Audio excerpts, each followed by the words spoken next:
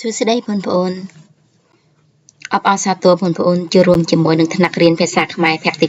5សម្រាប់ឲ្យសិស្សថ្នាក់ទី6ក្នុងម៉ោងរៀនហ្នឹងយើងនឹងស្វែងយល់អំពីវេយ្យាករណ៍អនុវត្តបងប្អូនយើងមើលសកម្មភាពខាងលើនេះចារូបភាពទី1យើងឃើញថាកុមារមួយកំពុងតែយំអញ្ចឹងយើងមើលឲ្យច្បាស់ពាក់យំណាបងប្អូនណា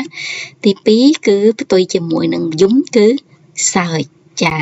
ហើយពាក់យំពាក់សើចហ្នឹងគឺមានឋានៈពាក់របស់គេបងប្អូន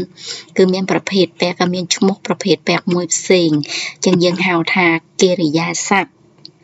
ដូច្នេះក្នុងម៉ោងហ្នឹងបងប្អូននឹងស្វែងយល់ថាពាក្យកិរិយាសព្ទហ្នឹងគឺជាអ្វីហើយកិរិយាសព្ទហ្នឹងយើងក្រៅពីពាក្យយំក្រៅពីពាក្យសើចយើងនឹងរកបានកិរិយាសព្ទណាផ្សេងទៀតអញ្ចឹងបងប្អូនយើងនឹងស្វែងយល់ដូចតទៅណាវេយ្យាករណ៍អនុវត្តកិរិយាសព្ទដំទៅក្នុងម៉ោងហ្នឹងបងប្អូនយើងត្រូវតែនិយមន័យបានកិរិយាសព្ទហើយនឹងរកបានកិរិយាសព្ទក្នុងល្បះឬក៏កថាខណ្ឌណាមួយបងប្អូនណានិយមន័យកិរិយាសព្ទជាពាក្យសម្ដែងនៅអំពើតាមផ្លូវកាយចិត្តឬប្រាជ្ញារបស់មនុស្សសត្វនិងចលនារបស់វត្ថុឬធម្មជាតិបងប្អូនស្ដាប់ឡើងណាកិរិយាសព្ទជាពាក្យសម្ដែងនៅអំពើតាមផ្លូវកាយចិត្តឬប្រាជ្ញារបស់មនុស្សសត្វនិងចលនារបស់វត្ថុឬធម្មជាតិចាឥឡូវយើងសង្កេតមើលរូបភាពខាងលើនេះបងប្អូនឃើញទេយើងមានពាក្យកិរិយាសព្ទសម្រាប់ឲ្យសកម្មភាពរបស់កុមារខាងលើនេះណាបងប្អូនអញ្ចឹងយើងឃើញថាកុមារទាំងឡាយកំពុងតែអានសៀវភៅអញ្ចឹងយើងរើសបានពាក្យអានគឺជាកិរិយាសព្ទវាប្រាប់នៅសកម្មភាពណាប្រាប់នៅសកម្មភាពរបស់កុមារទាំងហ្នឹងណាហើយរូបភាពទី2ចាកុមារនេះយើងឃើញថាមានសញ្ញាសួរនៅកន្លែងនេះមានន័យថាគេកំពុងពិចារណាបងប្អូនអញ្ចឹងពិចារណាហ្នឹងយើងអាចសរសេរដោយពាក្យផ្សេងយើងថាគិតហ្នឹងគឺជាកិរិយាសព្ទហើយណារូបភាពទី3បងប្អូនយើងឃើញថាដើមឈើនេះមានការផ្លាស់ប្ដូរផ្សេងណាបងប្អូនណាវាមិនបានត្រង់ទៀតទេអញ្ចឹងមកពីសកម្មភាពរបស់ខ្យល់ធ្វើអីបណ្ដើមឈើកោមអញ្ចឹងអូន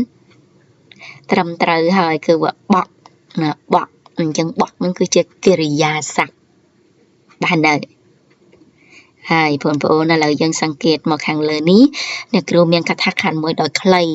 អញ្ចឹងយើងសូត្រតែរកមើលពាក្យណាគឺជាកិរិយាសព្ទនៅក្នុងកថាខណ្ឌខាងលើបុរសគង្វាលម្នាក់តែងដេញគោមួយហវងធំឲ្យទៅស៊ីស្មៅក្បែរជើងភ្នំនៅទីនោះមានស្មៅស្លឹកឈើលោះខ្ចីនិងទឹកអូថ្លាយ៉ងហើយអញ្ជើញបងប្អូនពាក្យណាគឺជាកិរិយាសព្ទណា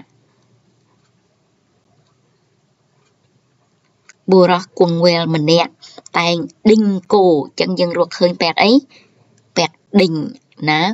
មួយហវងធំឲ្យទៅស៊ីស្មៅក្បែរជើងភ្នំអញ្ចឹងយើងមានក្រុមពាក្យទៅស៊ីឲ្យទៅស៊ីណាជាកិរិយាសព្ទ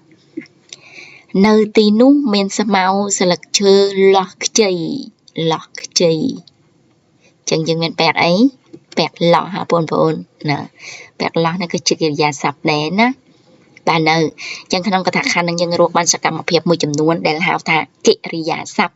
ពាក្យទី1គឺដេញពាក្យទី2គឺក្រុមពាក្យឲ្យទៅស៊ីណា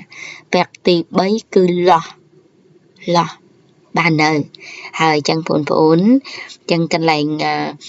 កិរិយាសព្ទហ្នឹងយើងចាំឲ្យបាននិយមន័យហើយតតែយើងរកបន្ថែមទៀតណាបងប្អូនណានៅពាក្យកិរិយាសព្ទមួយចំនួនទៀតហើយកត់តារាជនឯកសារបងប្អូនចាអរគុណទាំងអស់គ្នាលាបងប្អូន